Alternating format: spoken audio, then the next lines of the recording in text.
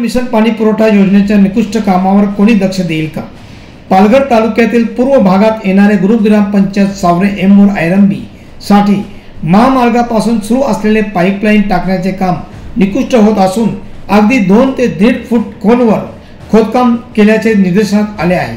तसेच आयरंबी येथे टाकीचे काम पूर्ण झाले असून त्या बांधकामावर पाणी न मारल्याने ते काम कमकुवत झाले आहे, कधीही कोसळू शकतो।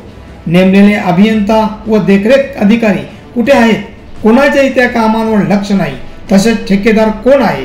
ब्लॅकलिस्टमध्ये त्याचा नाव आहे का याची वरिष्ठ पातळीवर चौकशी झाली पाहिजे, अशी परिसरात जनतेची मागणी आहे।